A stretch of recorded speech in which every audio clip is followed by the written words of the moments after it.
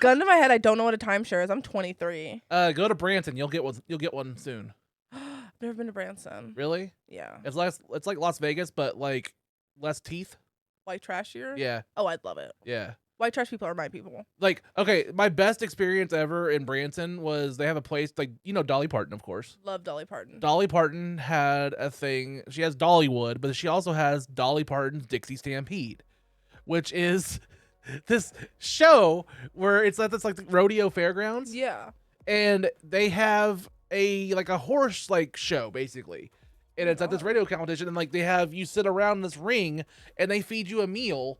It's kind of like I don't know if you remember like they have like Knights of the Round Table, stuff like that. In California, stuff like that, where like you have a show around the horse show, or like, you have a meal around the horse show. Medieval times. Medieval times, yes. Yeah. So it's like medieval times, but instead of knights and stuff, it's the North and the South, and they're recreating the Civil War in fun games. I've got to go. And the first time I went, we were sitting on the north side, so, the blue side, and then the other side's the gray side. Spoiler alert, north wins, usually. I say usually because at the end of this, they said, well, the North's had 4 points, but here at Dolly Parton's Dixie Stampede, the South always wins. And the South won that night. They retconned the Civil War as we're eating Cornish game hens. Oh my God, they rewrote history. White people love rewriting history. I know.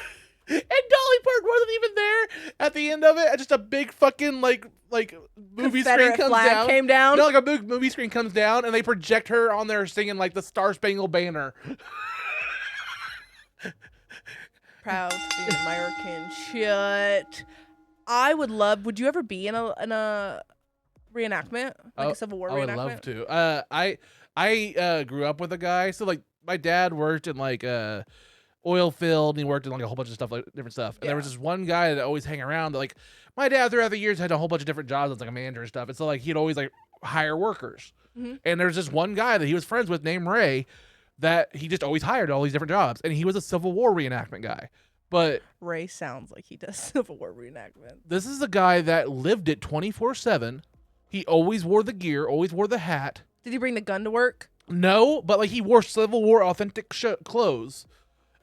He had his own cannon and his own horse on his property, which was just a trailer. So yeah, just a fucking trailer and a cannon out there in the middle of the fucking pasture. That's all you need to live. Yeah, and like this guy, like something wasn't right with Ray. He was a nice guy, but like there's no. He looked like Wilford Brimley without the diabetes. But like, so like, and then every time he said hi to Ray, he'd just go, howdy, howdy. That was it. It was just like. How old was Ray? Between 30 and 150. Now, that's a range. Yeah, I mean, he looked like he'd been left in the sun.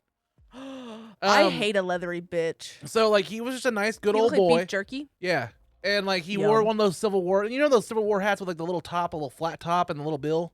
Yes. That's what he wore 24/7. That was his hat, and he was always in like every weekend he would go and recreate Civil War stuff. Do you think that he was reincarnated, like a soldier that was reincarnated? I'm just thinking that maybe he died on the battlefield and like got resurrected. So yeah, you're right. Like, he just doesn't know he's dead. Bye,